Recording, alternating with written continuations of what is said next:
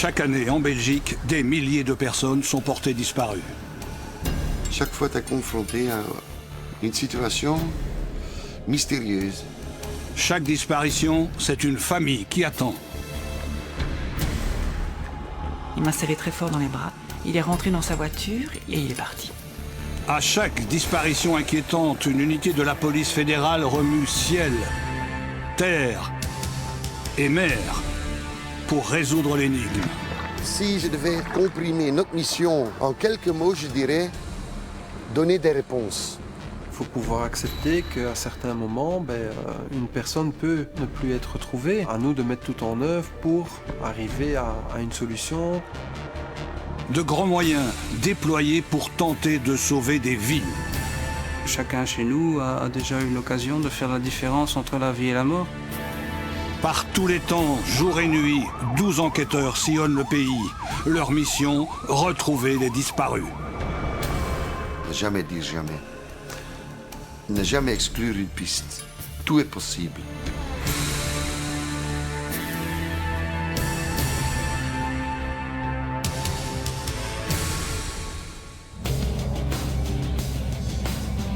Lundi matin, première disparition de la semaine. Une femme de 62 ans est introuvable depuis la veille. Des enquêteurs de la cellule des personnes disparues sont appelés sur place. Un petit village à la frontière luxembourgeoise. Le mari est en cours d'audition et puis on verra un petit peu aussi ce qui tourne autour de lui ou pas. Laurent Libert et Philippe Pierrard sont des spécialistes des disparitions, des experts appelés par la police locale pour coordonner les recherches. J'ai été appelé parce que j'étais de permanence.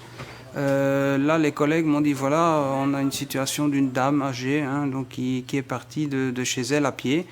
Elle ne sait pas bien marcher, elle a une prothèse au niveau de la jambe.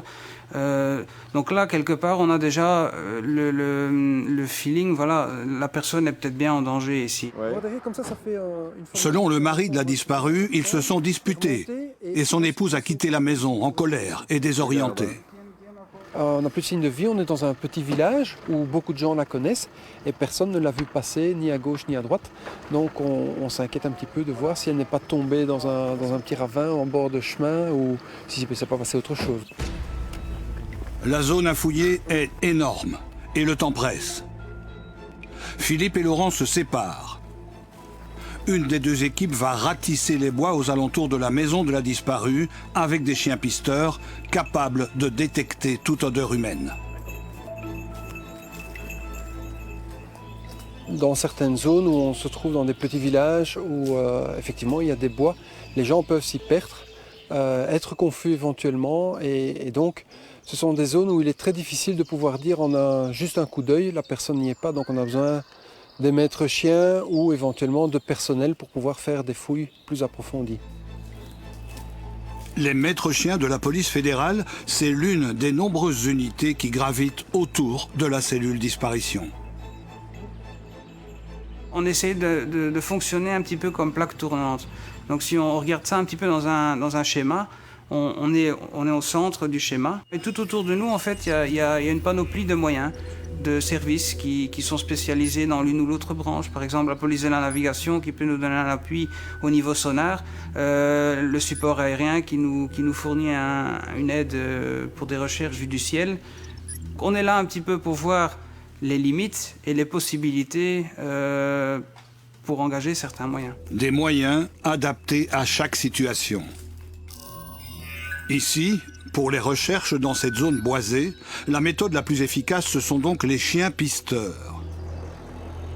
Mais pour la fouille du village, ces moyens sont humains.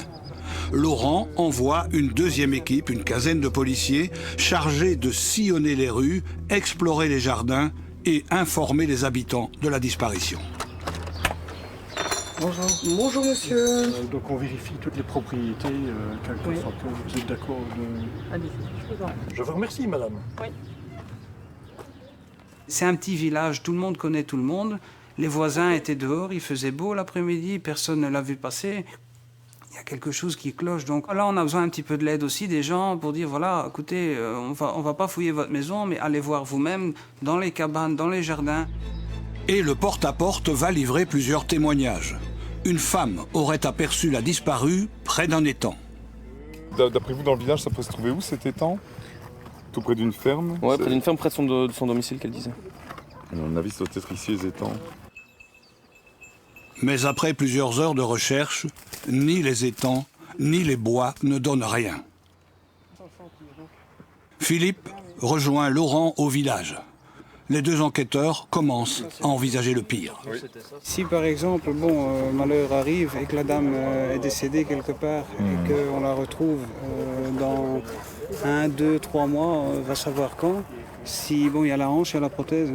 Enfin on n'est pas encore là. Non, bien sûr. Sans aucune trace de la disparue, les maîtres chiens et les policiers locaux sont rappelés au centre du village. Un appel radio va relancer l'enquête. On a, un témoignage un peu troublant et on vient de retrouver ce qui pourrait être des compresses. Tu restes à proximité, ne touche à rien, on va venir te rejoindre. Ils ont vu quelqu'un qui traversait le champ. Des voisins ont aperçu une femme dans cette prairie à l'heure de la disparition. Et elle est passée donc entre la clôture et la haie de chez l'architecte. Et puis ils ont vu qu'elle tournait ici, donc sur leur droite, elle est montée. Et où se trouve la collègue, Cathy, près de l'arrêt de bus? Il y a des compresses, il y a de la gaz. La police se pose la question.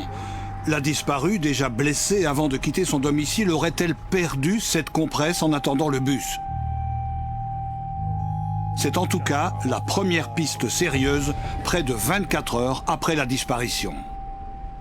On met en alerte tout le village, donc tous les gens qui ont vu ou pensent avoir vu quelque chose vont prendre contact, vont nous le signaler. On reçoit aussi un témoignage de pansements qui sont retrouvés près d'un abribus. On va se rendre sur place pour vérifier si c'est plausible, si c'est envisageable par rapport au lieu, par rapport à l'état du pansement.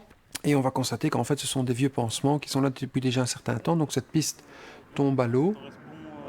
C'était les étangs ici, non? Au plus le temps passe, au moins de chance on a de retrouver la personne vivante. C'est logique. Puis à un certain moment, on peut pas continuer à chercher non plus. Il faut toujours s'arrêter quelque part. On peut pas chercher de façon indéfinie. Ici, l'abandon des recherches signifierait une deuxième nuit dans la nature pour la disparue. Laurent et Philippe sont sur le point de lancer d'ultimes fouilles avant la tombée de la nuit, quand un nouveau témoignage va enfin faire avancer l'enquête. Oui, Christian, ici pour le cas 710. On l'a trouvé. La personne a été retrouvée grâce à l'enquête de voisinage qui a été commencée depuis cet après-midi, à aller voir un petit peu partout chez les voisins, les endroits où cette dame aurait pu s'égarer. Ça a porté ses fruits puisqu'on l'a retrouvée apparemment dans un abri de jardin, un peu prisonnière d'elle-même ou des matériaux qui étaient dans cet abri de jardin. On a beaucoup plus de chances de retrouver quelqu'un vivant en été qu'en hiver. Prenez la même situation qu'on a eue ici en hiver, je ne suis pas convaincu qu'on aurait retrouvé la dame vivante. Mais ici aussi, cette dame, à un certain moment, a voulu réapparaître. Elle a entendu l'hélicoptère, elle a voulu sortir, mais de par ses prothèses, elle ne savait plus se relever. Et puis voilà, là c'est à nous à la trouver. Il y a une demande qui existe de la part de la famille au départ, qui perd un proche, qui ne sait pas où il est. La zone de police locale demande assistance, on vient avec les moyens utiles pour faire les recherches. Il y avait les chiens, il y a eu l'hélicoptère. En tout cas, notre travail ici, il est à peu près terminé puisque la dame est retrouvée, c'est le but principal. Bruxelles, le lendemain matin. Retour à la caserne pour les deux inspecteurs de la cellule des personnes disparues. Comme tous les jours, les dossiers de la veille sont évoqués lors de la réunion matinale. On est allé sur place hier avec Philippe. On a eu l'assistance de 4 maîtres chiens pour les fouilles. Il y a eu une énorme enquête de voisinage. Il y a eu 7 équipes de police de la zone Centre-Ardennes-Bastogne. Elle a été retrouvée dans la cabane 2 maisons plus loin. Donc voilà, tout est bien qui finit bien pour cette brave dame. La cellule des personnes disparues, c'est une unité de la police fédérale unique en Europe. Une équipe de 12 policiers disponible 24 heures sur 24 et 7 jours sur 7 pour traiter les disparitions inquiétantes. Le commissaire David Rimaud est l'un des officiers de la cellule. Chaque jour, il y a une quarantaine de personnes qui sont signalées disparues en Belgique.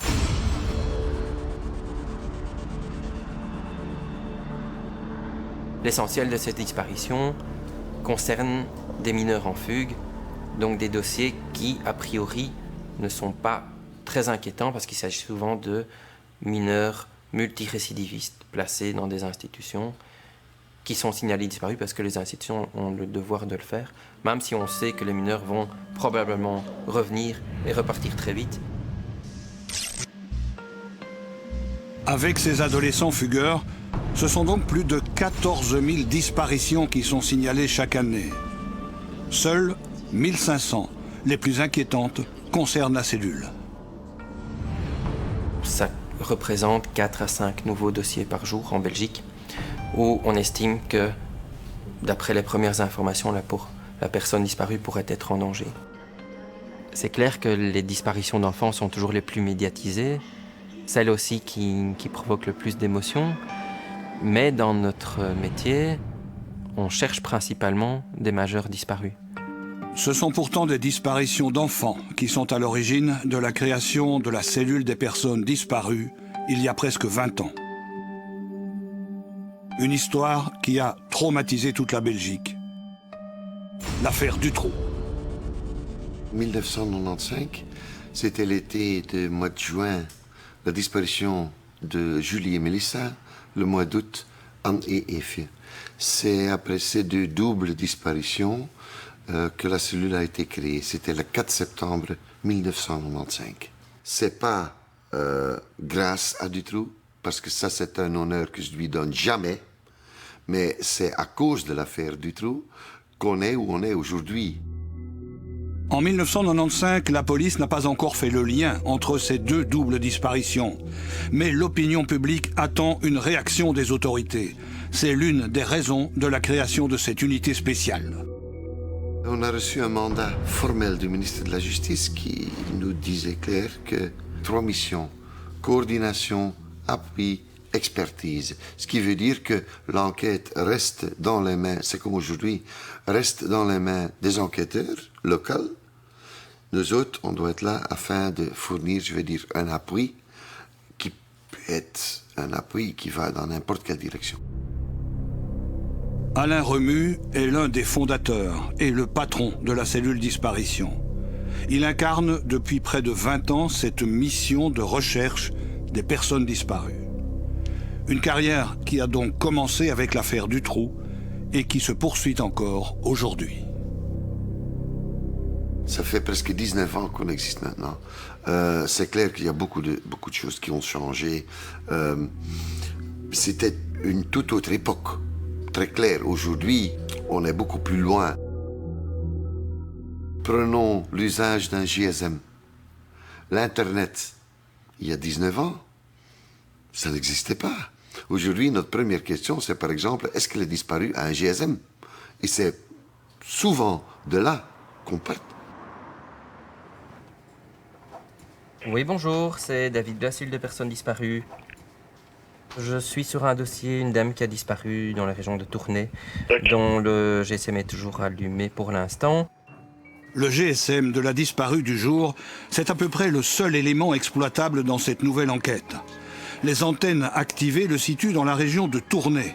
Et faute d'autres indices, les hommes de la cellule cherchent d'abord le téléphone dans l'espoir qu'il conduira à sa propriétaire. On a reçu les cartes du secteur où le GSM de la disparue est toujours activé. Eh bien l'antenne, elle se trouve en fait sur l'ancienne gendarmerie qui est là. Dans le cas de cette disparition sur Tournai, on savait que la personne disparue disposait d'un GSM. Et ce qui nous a fait nous inquiéter très fortement au départ, c'est que ce GSM restait toujours allumé au même endroit et sans mouvement. Ni appel sortant, ni SMS, ce genre de choses. Et donc, c'est le genre d'élément qui nous indique le GSM ne bouge plus. Si la personne a toujours le GSM avec elle, pourquoi est-ce que ce GSM ne travaille plus et ne bouge pas. Alors si on n'a rien trouvé dans un premier temps, moi ce que je propose c'est d'envoyer un chien. Oui, parce que moi je ne vois pas d'autre solution, c'est parce qu'aller fouiller ça à pied... Non, fouiller ça à pied c'est un petit peu... impossible. Pour une fouille plus précise de la zone d'où émet le GSM, les maîtres chiens rejoignent l'inspecteur Éric Leroy à Tournai. Dans ce dossier, c'est lui le contact sur le terrain de la cellule des personnes disparues. Taille 1m70, corpulence forte, cheveux longs et noirs. Elle a besoin de soins médicaux urgents. Moi, ce qui m'inquiète un peu aussi, c'est le problème qu'elle n'a plus pris ses médicaments depuis lundi. Parce qu'on a retrouvé tous ses médicaments chez elle. Oui, le dossier va être repris par mon collègue qui est de garde, Philippe Pierrat. Il est au courant de tout. Donc voilà, il va continuer à gérer ça avec toi. Ok. Je te tiens au courant. Ça va? Ici, on travaille en fait dans le cadre d'une disparition dite inquiétante d'une personne majeure qui a des problèmes psychologiques et qui n'a plus donné signe de vie depuis le 30. Donc ça fait maintenant une bonne semaine, donc on peut considérer que c'est vraiment inquiétant.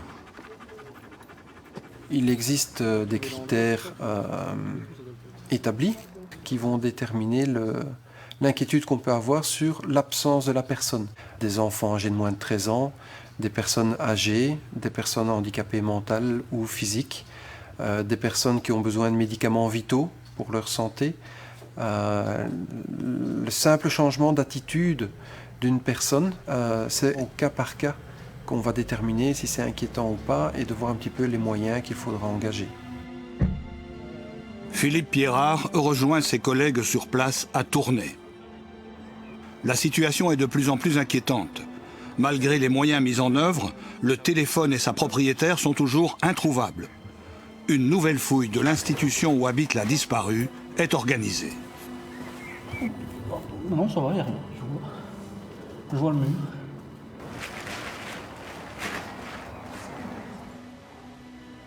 Ici, on est dans une institution psychiatrique, donc on ne peut pas l'interpréter puisqu'on ne sait pas se mettre dans la tête des gens et ces gens peuvent penser de toutes sortes de manières différentes, en tout cas pas de la manière logique qui peut être la nôtre.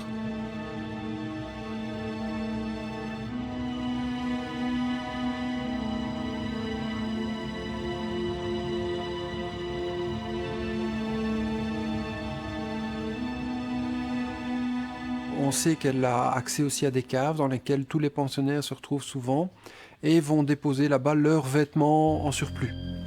Donc on se retrouve face à une série de sacs de vêtements et on ouvre chaque sac et on fouille tout. Et c'est comme ça qu'on arrive sur le GSM. Disons qu'on peut encore s'inquiéter un peu plus. C'est pas le fait d'avoir retrouvé le GSM qui est inquiétant, c'est l'avoir retrouvé, à mon avis, là où on l'a retrouvé. Parce que ce n'est pas un endroit habituel, fatalement, pour déposer un GSM dans le fin fond d'une cave, en dessous d'une pile de vêtements, dans un sachet qui lui met dans un autre sachet. C'est pas courant. Donc maintenant, franchement, je ne sais pas quoi penser suite à la découverte de ce GSM. On a retrouvé le téléphone de la dame, mais pas la dame. Donc ça peut vouloir dire qu'elle a simplement abandonné son GSM, parti à pied, pour l'instant sans direction. Donc on a un avis presse qui passe aujourd'hui. On espère que quelqu'un l'aura vu, pourra témoigner de la direction qu'elle aura prise. L'avis de recherche est diffusé le soir même sur les sites internet des quotidiens. Mais si la disparue n'est pas dans les environs immédiats de l'institution, où est-elle partie? L'enquête de terrain n'a pas permis d'apporter la réponse. Philippe Pierrat espère maintenant que des témoignages permettront de résoudre cette affaire.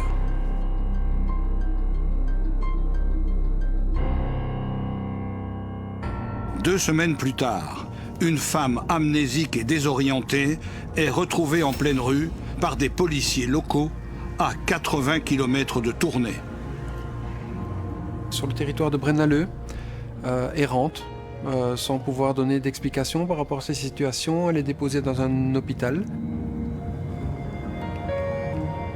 Ne connaissant pas l'identité de cette dame amnésique, la police de Braine-l'Alleud publie à son tour un avis de recherche. Des témoins reconnaissent la disparue de Tournai. Et à ce moment-là, le lien est fait et la dame va pouvoir être rapatriée à son domicile.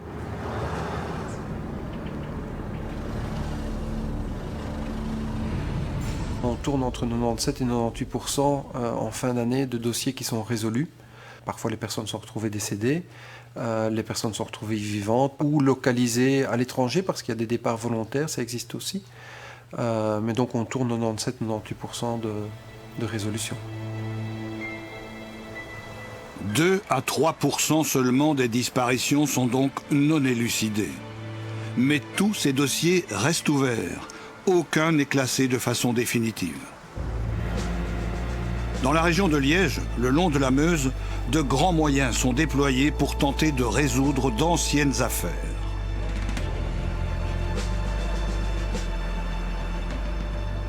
Durant 2 mois, plus de 200 voitures vont être sorties du fleuve.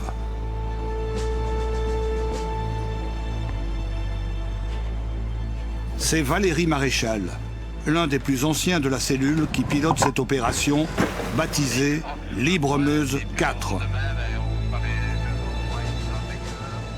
La première mission de cette opération, c'est bien sûr de détecter et de pouvoir extraire toutes les épaves de véhicules immergés donc dans une portion du cours d'eau. L'objectif étant bien sûr peut-être de mettre fin à des dossiers de disparition de longue durée. Valéry Maréchal espère retrouver 3 personnes. À la hauteur de la commune de Flémal, les recherches se concentrent sur un homme de 59 ans, disparu en 2012. Un matin, il a quitté son domicile et n'a plus jamais donné signe de vie. Avant de disparaître, l'homme était à proximité de la Meuse. Et comme sa voiture n'a pas été retrouvée, les enquêteurs pensent qu'elle pourrait être immergée dans cette portion du fleuve. De nombreuses vérifications ont été effectuées sans succès et une des pistes est en fait que la personne se retrouve prisonnière de son véhicule ici au fond de l'eau. La police de la navigation repère d'abord l'emplacement des 200 voitures immergées grâce à un sonar. Les hommes de la protection civile plongent ensuite pour identifier chaque épave gisant au fond de la Meuse.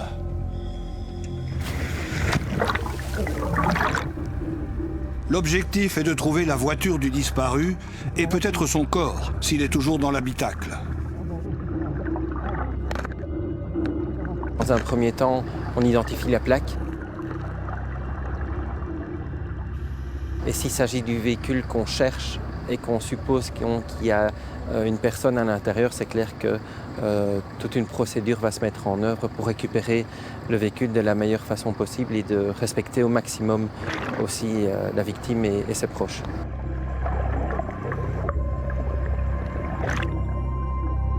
Deux jours après le début de l'opération, une dizaine de voitures ont été identifiées et sorties du fleuve, sans résultat pour l'instant.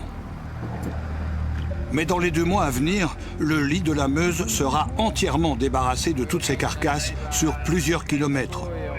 Plus de 200 voitures qui permettront aussi de résoudre d'autres affaires que les disparitions. Notre première mission, c'est de pouvoir peut-être mettre fin à cette longue attente pour les familles de personnes disparues.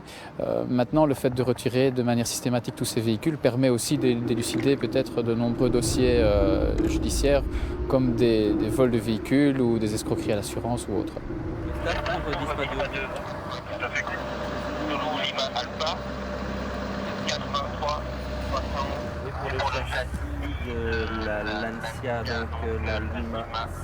Toujours sans la moindre trace du disparu de Flémal, tout le dispositif remonte la Meuse vers les quais d'Angy.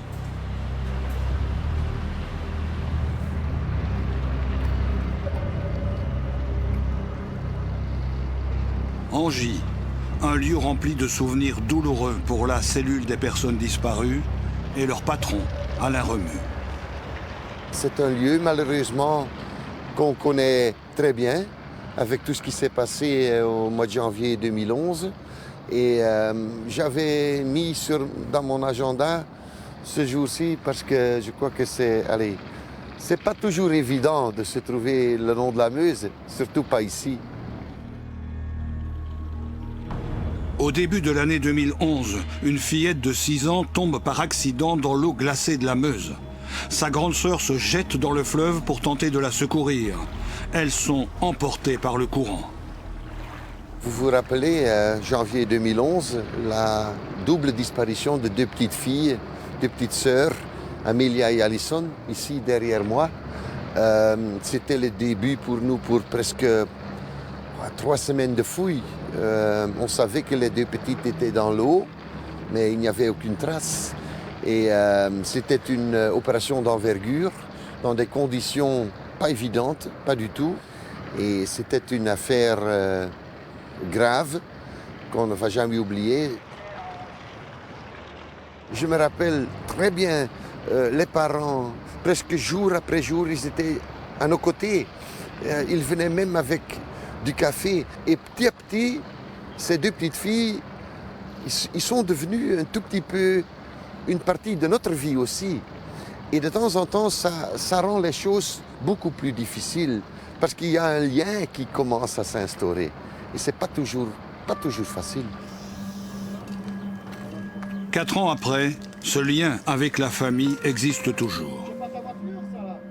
Parmi les curieux présents aujourd'hui sur les quais, un homme n'est pas là par hasard. Philippe Decloux, le père des 2 fillettes tombées à l'eau en 2011, est venu saluer les hommes de la cellule disparition. Il n'était jamais revenu aussi près de la Meuse depuis le drame.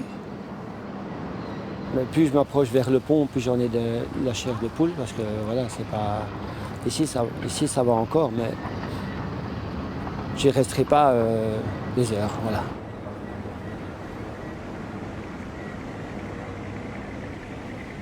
C'est la première fois que je reviens ici au tournant de la Meuse depuis que j'ai perdu mes filles, parce qu'avant on s'y baladait tous les jours, ou dès que le temps permettait.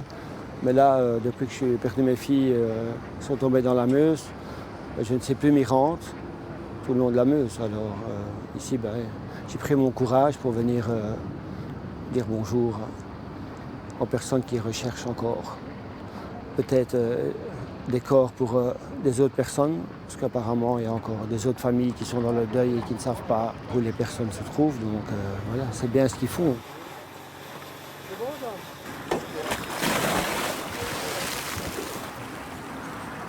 Ce jour-là, parce que comme c'était quand même au mois de janvier, le 16 janvier, et c'était le seul dimanche où il faisait plus ou moins bon, je vais dire. On était dehors devant chez moi, on habite à 200 mètres de la Meuse. Il y a un grand parking derrière. Pour moi, ils allaient toujours jouer là, donc je ne me tracassais pas beaucoup. Et puis, je vais dire, sur un quart d'heure, 20 minutes, j'ai mon garçon qui était en leur compagnie quand elles sont tombées dans la Meuse, qui est venu chez moi en hurlant « Papa, viens vite, papa, viens vite ». Mes sœurs sont tombées dans la Meuse. On est descendu aussi rapidement. Même qu'on leur avait dit de ne jamais aller près de la Meuse sans être avec nous, sans notre présence plutôt. Mais malheureusement, c'est la fatalité. Voilà. Et pendant que Philippe Decloux se précipite vers le quai, il prévient les secours par téléphone. J'étais à peine arrivé près de la Meuse que tout de suite, les pompiers ont été près de moi et tout de suite, ils ont prévenu les plongeurs qui viennent de Liège, qu'ils ont été là rapidement.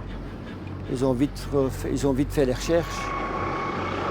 Le soir même de l'accident, le 16 janvier 2011, les premières fouilles commencent. Dès le lendemain, de grands moyens humains et techniques sont déployés. Pompiers, protection civile, cellules des personnes disparues se rendent sur place, avec un bateau équipé d'un sonar et un hélicoptère. Il n'existe aucun espoir, ou presque, de retrouver les fillettes vivantes. Et quelques jours après le début des recherches, un nouvel accident tragique va se produire dans la Meuse. Pendant ces fouilles-là, on a perdu un de nôtres, un copain, Olivier, un plongeur de notre équipe de protection civile. Le 25 janvier 2011, ce plongeur, Olivier Rouet, fouille la Meuse près d'un barrage. Il est aspiré sous l'eau et perd la vie. Moi, je leur ai dit franchement, je dis écoutez, pour encore des pertes humaines, je dis je ne veux plus supporter ça. Parce que ça a été très dur aussi la perte d'Olivier Rouxet. Il s'est quand même porté volontaire pour rechercher. Et voilà, il en a laissé la vie. Il a quand même une vie de famille aussi derrière. Le jour de l'accident, les recherches des 2 sœurs sont interrompues. Elles reprendront quelques jours plus tard. Le 9 février, le corps d'une fillette est retrouvé dans la Meuse, au centre de Liège. Alain Remu est venu directement près de moi et m'a dit « On a peut-être retrouvé une de tes filles. Je m'en vais sur les lieux. Je vous tiendrai au courant. » Donc, sur la demi-heure qui a suivi, il m'a retéléphoné. Il m'a dit « Oui, ici, on a bien retrouvé Amélia. » Une semaine plus tard, Alison est à son tour retrouvée. La mission de la cellule des personnes disparues est alors terminée. Mais ces longues recherches ont laissé des traces chez tous les membres de l'équipe. Ça fait partie de ce qu'on fait, c'est notre métier. Et je crois aussi, et ça c'est surtout important, la raison pour laquelle on le fait, il y a toujours quelque part une famille qui attend, qui veut savoir. Si jamais je devais essayer de comprimer notre mission en quelques mots, je dirais donner des réponses. Même des réponses négatives sont des réponses. Et c'est pour ça aussi, par exemple, une opération comme Libre Meuse 4 déjà, qu'on le fait. On a déjà retiré aujourd'hui, je ne sais pas, 4 véhicules, il y en a d'autres qui vont suivre. Mais de temps en temps, il y a un véhicule dans lequel on peut retrouver des restes humains. Aujourd'hui, les événements tragiques d'Angy sont encore dans toutes les mémoires. Mais l'opération Libre Meuse 4 se poursuit. Le dispositif se déplace à nouveau, toujours à la recherche de l'homme de 59 ans, disparu à Flémalle. Et un mois après le début des fouilles et des dizaines de voitures sorties du fleuve, les premiers indices apparaissent enfin. Les plongeurs ont repéré une voiture du même modèle que celle du disparu. Oui, donc en fait c'est le 136e véhicule de l'opération et lorsque les plongeurs ont vérifié ce point, on s'est rendu compte en fait en lisant la marque d'immatriculation qui était toujours présente que c'était le véhicule appartenant à une personne disparue. Voilà, on arrive peut-être à une solution en tout cas pour cette famille dans l'attente. Mais 2 ans après sa disparition, l'homme recherché est-il toujours dans sa voiture ?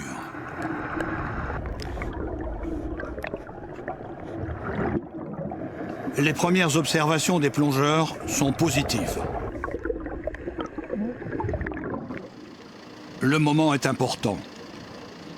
Valérie Maréchal rassemble les troupes et décide de faire appel au DVI, le service d'identification des victimes. Notre mission, c'est d'identifier les corps. Donc si effectivement il y a un corps dans la voiture, notre mission sera de retirer le corps de la voiture en essayant de récupérer un maximum d'éléments qui seront nécessaires à l'identification, prendre soin du corps et le mettre dans un linceul. Et à ce moment-là, normalement, on pratiquera une autopsie, peut-être interne, externe, tout ça dépendra de la décision du magistrat.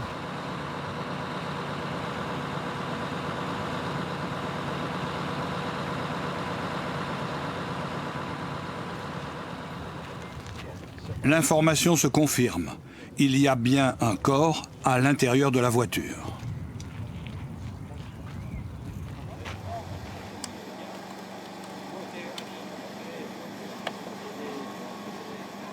Après 2 ans d'attente, la cellule disparition peut enfin apporter une réponse à la famille du disparu de Flémalle. La victime est retrouvée, donc pour nous ça s'arrête ici. La police locale va continuer, le DVI va reprendre une partie en tout cas de ce travail. Donc voilà, pour d'autres collègues ça va continuer. Il faut peut-être encore essayer de comprendre maintenant pourquoi est-il là.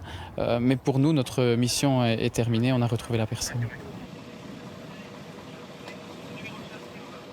Notre devoir, c'est d'arriver à identifier le plus rapidement possible, mais le plus scientifiquement possible aussi les victimes, pour que les proches des familles puissent rentrer dans leur processus de deuil. Traiter avec les corps, ce n'est déjà pas un travail très facile, mais pour ma part, moi, travailler avec les familles, c'est ce qu'il y a vraiment de plus dur, parce que vous ressentez le sentiment, et c'est quelquefois assez dur. La souffrance des familles, c'est une constante dans les dossiers de disparition. Mais ces proches de disparus, qui sont-ils ? Comment vivent-ils l'absence d'un enfant, d'un frère, d'un parent pendant des mois, voire plusieurs années? Pour Loïc Flamand et Nathalie Dulekens, cette épreuve a commencé en février 2013, quand leur cousin Alexandre est porté disparu. Alexandre, c'était quelqu'un de très joyeux pour les personnes qui le connaissaient, mais à la fois très mystérieux. Il aimait bien de garder son jardin secret. Tous les dimanches, c'est l'apéritif familial chez le grand-père d'Alexandre, où nous nous rendons tous, et Alexandre ne s'y présente pas. Pas moyen de le joindre sur son téléphone, la boîte vocale était pleine, et donc plus moyen de savoir le joindre d'aucune manière. Et là, j'ai déporté faire ma déclaration de disparition à la police. Dès le départ, nous avions la certitude qu'Alexandre avait disparu et que ce n'était pas quelque chose de volontaire. C'est ce qui a été dit aux policiers après les 3 semaines qu'Alexandre avait disparu. Nous avons tout de suite dit il a rencontré quelqu'un, ça s'est mal passé. On nous a répété plusieurs fois, ne vous inquiétez pas, à son âge, ça arrive fréquemment. Et dès le départ, nous avons dit non, on connaît notre cousin, c'est pas normal. Alexandre aurait-il fait une mauvaise rencontre? Ses proches l'envisagent et pensent qu'il est arrivé malheur à leur cousin.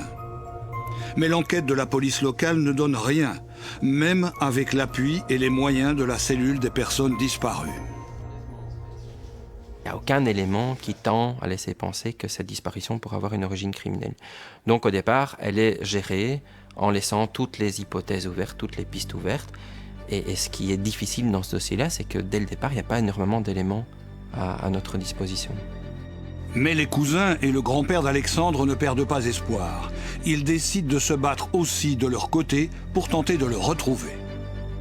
Nous avons essayé d'alerter les médias et nous avons diffusé des avis de disparition. C'était notre façon à nous d'essayer d'être actifs et de voir qu'on essayait de faire progresser aussi l'enquête. À partir du moment où vous perdez un de vos proches, ça devient un combat. C'est le rôle d'une famille. Tant que la personne n'est pas retrouvée, un dossier n'est jamais fermé. C'est aussi important que les proches se rendent compte que c'est pas parce que les hélicoptères ne volent plus, parce qu'il n'y a plus de battus, parce qu'il n'y a plus de maître chien, que le dossier s'arrête. On est nous-mêmes demandeurs parfois d'un nouvel élément qui sera un nouveau point de départ et qui va nous permettre à nouveau d'engager des moyens sur le terrain. Ce nouvel élément arrivera après 4 mois. Une histoire invraisemblable qui commence avec l'arrestation d'un ancien camarade de classe d'Alexandre, un certain Kirk Hendricks. Il a été interpellé pour avoir enlevé une adolescente, des faits a priori sans aucun lien avec la disparition de son ami Alexandre. Une jeune fille avait été kidnappée par Kirk. Celle-ci avait été libérée et avait rejoint sa famille en alertant. Et après, par divers événements, les policiers se sont rendus compte qu'il y avait quelque chose d'anormal. Chez le kidnappeur de la jeune fille, la police retrouve des documents en rapport avec la disparition d'Alexandre Dulekens. Une affiche en particulier retient l'attention des enquêteurs. Devant Schilker, il y avait un camping-car avec une des affiches de disparition d'Alexandre et ils ont directement tiqué en se disant c'est pas normal, il y a une jeune fille qui est kidnappée, un jeune homme qui est porté disparu et ils ont creusé un petit peu et de fil en aiguille il a avoué avoir tué Alexandre. L'attente prend fin pour la famille, mais ils vont vivre une épreuve supplémentaire en apprenant où a été caché le corps d'Alexandre pendant 4 mois. Il s'est rendu chez le fameux Kirk le 25 février. Il y aurait eu, d'après les dires du meurtrier, qu'il y aurait une altercation entre eux et que de ce fait, il l'aurait tué et caché dans la fosse septique. C'est une chose qui me reste au travers de la gorge. Pour moi, c'est ce qu'il y a le plus dur. Avoir vécu quand même 4 mois au-dessus du cadavre de son ami, qui l'a aidé pour qu'il puisse avoir son diplôme d'électricien, c'est vraiment ahurissant et je ne sais pas expliquer ce que je ressens. On s'est battu pour le retrouver, malheureusement on l'a retrouvé pas comme nous le souhaitions, mais ça reste notre combat, celui de rendre justice à Alexandre, mais surtout pour qu'Alexandre ne reste pas le jeune homme de la fosse septique. Il s'appelait Alexandre. Nina Miliara a vécu elle aussi la disparition d'un proche. 4 longues années sans nouvelles de son mari. Un quotidien douloureux et parfois même absurde. En janvier 2010, son mari Guy Gigot, un banquier de 56 ans, quitte leur maison de Gerpine pour sa promenade quotidienne. Lorsqu'il est parti à 9h30 du matin, il m'a serré très fort dans les bras, il m'a dit au revoir. Il est rentré dans sa voiture et il est parti. Guy Gigot se rend alors au bord des lacs de l'Odeur. Il laisse sa voiture sur un parking et disparaît. Pour ses proches, il s'est probablement suicidé. L'homme était dépressif et a laissé une lettre sans équivoque. Mais il reste introuvable. Monsieur Gigot était quelqu'un qui faisait de la marche et donc qui avait l'habitude de marcher énormément. Et donc, à partir du moment où on doit chercher dans un périmètre de 360 degrés autour de son lieu de disparition, de son dernier signe de vie qui est l'endroit où il a garé sa voiture, ben ça va compliquer énormément les choses parce qu'on peut chercher comme ça pendant des jours et des jours. Et il est à ce moment-là extrêmement compliqué de déterminer la limite de fouille. Or, à un moment donné, il va bien falloir le faire. Et c'est ce qui peut parfois arriver, c'est de peut-être s'arrêter à quelques centaines de mètres du lieu où se trouve la personne qu'on cherchait. La cellule des personnes disparues va rechercher cet homme pendant plusieurs jours, dans l'eau et dans la forêt. En vain. Aucune trace de Guy Gigot. Pour sa femme, c'est le début des ennuis. Il y a le côté émotionnel qui est très, très lourd à gérer. Mais voilà, il y a le côté administratif, financier, légal. On est coincé, on est totalement coincé. Mon statut a été pendant 3 ans et 9 mois, femme mariée à un homme physiquement absent. Alors c'est très lourd à porter ça. On veut faire un achat, quel qu'il soit, on est bloqué, puisqu'il faut la signature du conjoint physiquement absent. Pour Nina Miliara, les premières difficultés sont financières. Elle est contrainte de quitter la maison familiale. Et là, les absurdités administratives commencent. Elle décide de faire appel à l'avocat Marc Denève. Elle doit déménager, signale son changement d'adresse auprès des administrations communales, et on l'interroge d'emblée, mais votre mari, il est domicilié où? Ah ben, il a disparu. Oui, mais il a disparu. Ça veut dire quoi, ça a disparu? Il est parti, il va revenir. Ben non, il est présumé absent. Pour domicilier quelqu'un, il faut avoir la preuve que ce quelqu'un habite là. Il n'était plus là, il n'avait plus d'effet personnel puisque je n'ai pas su reprendre toutes ces affaires. Mais donc j'étais domiciliée avec mon mari. Et là, évidemment, ben, c'est le cortège de difficultés. Et puis au niveau des mutuelles, au niveau des couvertures sociales, tout ça est très compliqué. 4 ans après la disparition, un chasseur découvre un cadavre dans un bois proche des lacs de l'Odeur. C'est le corps de Guy Gigot. Lorsque les policiers sont venus le 17 octobre 2013, à 22h45, m'annoncer cela, il y a 2 sentiments qui sont là. La profonde tristesse, parce que finalement, oui, je savais que, mais je pense que quelque part, j'espérais qu'il soit en vie. Hein. Mais aussi un soulagement de savoir où il est. Et puis je me dis, je vais respecter ses dernières volontés. Et ça, pour moi, c'était super important, quoi. Parmi ces personnes qui décident de mettre fin à leur jour, il y en a qui décident de le faire dans des circonstances où, malheureusement, la conséquence de leur acte sera qu'elles seront portées disparues. Il y a presque 3 suicides par jour en Belgique, d'après les chiffres qui ont été publiés. C'est un phénomène sur lequel on n'aura jamais aucune prise. La police ne dispose donc d'aucun moyen pour endiguer ce phénomène. En revanche, la cellule peut agir dans un domaine qui commence à prendre des proportions alarmantes à cause du vieillissement de la population. Les disparitions de personnes âgées.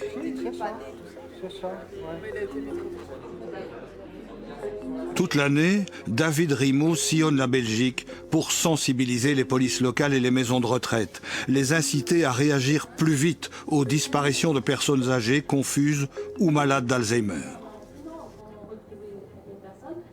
Plus on réagit vite, plus on augmente la chance de les retrouver, et plus on les retrouve vite, plus on augmente la chance de les retrouver en bon état. Vous voyez, cette zone, pour nous, elle n'est absolument pas hostile. Mais pour ce profil de personnes disparues, âgées, au moment où il va tomber, la boue qu'il y a dans le champ est suffisante pour l'empêcher de pouvoir se relever.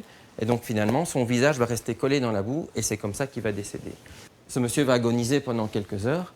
Et c'est là qu'on se dit, est-ce qu'à tous les niveaux, on n'aurait pas pu gagner du temps et faire en sorte que ce monsieur qu'on a retrouvé à ce moment-là l'ait été vivant, alors que le jour d'après, on l'ait malheureusement retrouvé décédé.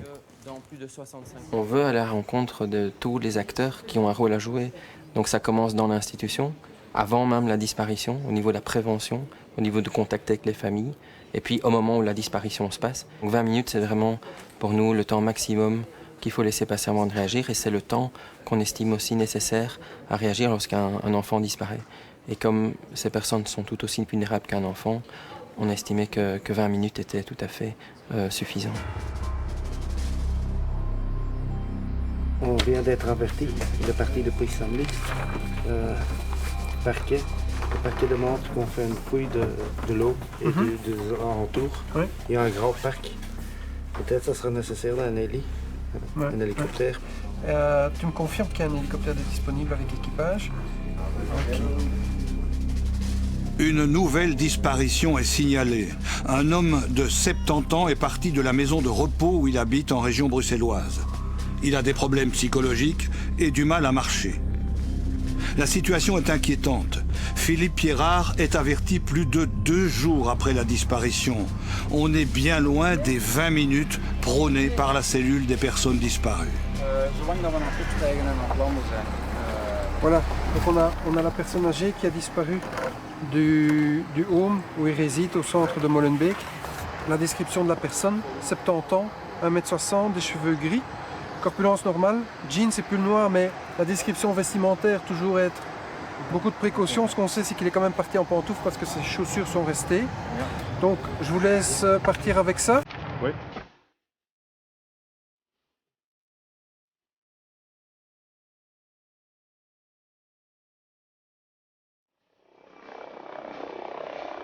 Philippe Pierrard est resté au sol. Il va suivre le travail de l'hélicoptère depuis l'aéroport.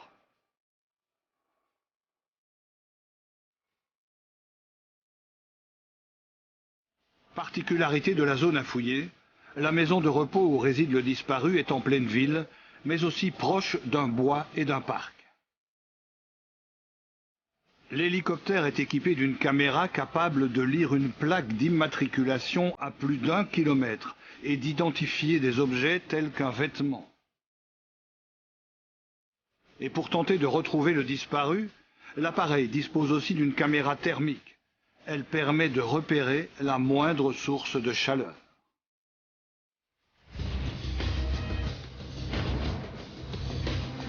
On est allé donc ici, donc directement près de l'adresse de la zone ouverte. Et on a prolongé carrément jusqu'au ring. Hein. Tout ce qui est zone ouverte en tout cas, ça reste négatif. Voilà, je viens d'entendre l'hélicoptère qui ont terminé, pour qui c'est négatif. Est-ce que tu veux qu'on vienne sur place? On vient sur place parce qu'on Ok. 2-3 chiens pour les environs. Ça va, j'arrive dès que possible.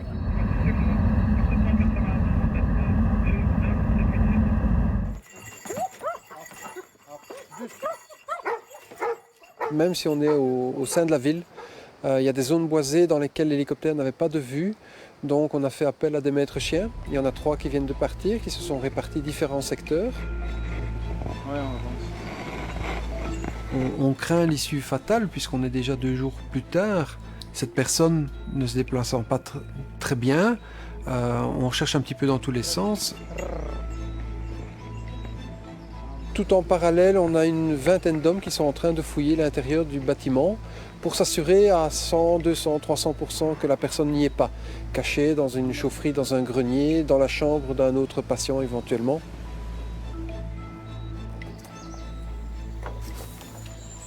J'ai mis à la crèche, j'ai mis à l'entrée et je vais mettre les arrêts de bus autour. Ça va. Vous ne l'auriez pas vu par hasard dans la promenade? Monsieur d'1m60, 70 ans, et qui est parti depuis avant-hier du home ici. Oh non, on a déjà ramené plusieurs personnes au home qui étaient déjà enfouies. Mais on n'avait pas vu ici, non. 70 ans, 1m60. Non, et à mon avis, si vous le croisez, il va être un peu perdu. Ok, mais non. Non? Non. Ok. Si un soir d'hiver à 18h ou 19h, on voit un enfant de 3 ans seul dans la rue, vous allez avoir 99% des gens qui vont s'arrêter, qui vont appeler la police pour signaler qu'un enfant de 3 ans est tout seul.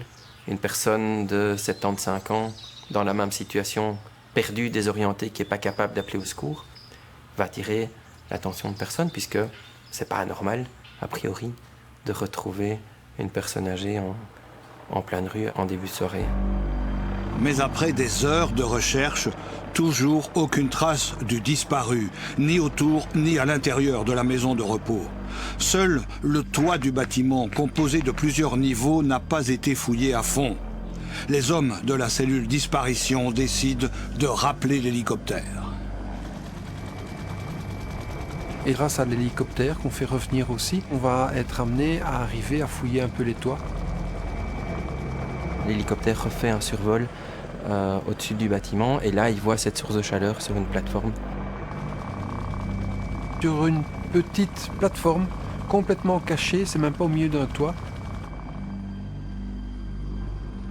Il y a une espèce de montée d'adrénaline au moment où l'équipage nous dit que le monsieur qu'on cherche maintenant depuis plusieurs heures est probablement sur un des toits de l'institution.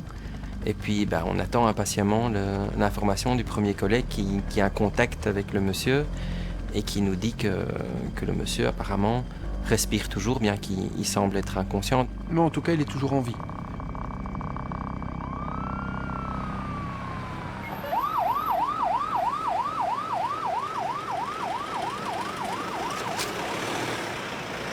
Donc vous allez avoir accès facile, jusqu'à un moment donné il va falloir monter sur le toit et bien il est encore sur une plateforme en dessous. Donc il faut du... Et il s'est passé quoi? Il est tombé? Ça fait 2 jours qu'il a disparu en fait. Donc il est conscient, mais... 2 jours qu'il est sans ouais. En fait, dans ce dossier, ce qui a sauvé la vie de cette personne, c'était que le fait qu'il y avait du roofing sur la plateforme et que la chaleur absorbée par le roofing a maintenu ce monsieur en vie pendant 48 heures.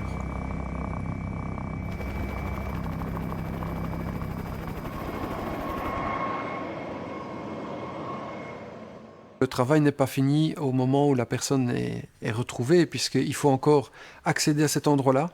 C'est une équipe des interventions en milieu difficile des pompiers de Bruxelles qui va venir pour pouvoir dégager la personne, le redescendre avec l'aide de cordes de brancard, parce que c'est un endroit très délicat. Vous n'aurez pas accès avec la civière jusque là où il est.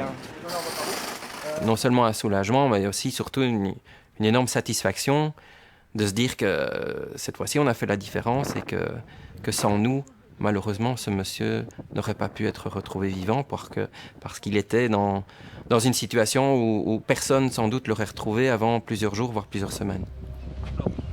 Ouais, tiens, on laisse filer. C'est bon, on va la lever et toi, tu n'auras plus qu'à la retenir. On sait qu'au bout de ces heures de travail, au bout de ces nuits blanches, au bout des kilomètres parcourus, on sait que la plupart du temps, on aura un résultat. Et le résultat, il est directement concrétisable par le fait qu'on a retrouvé une personne qui ne donnait plus signe de vie. Même si dans votre carrière, vous savez sauver ne fût-ce qu'une vie, ça vaut déjà la peine de le faire.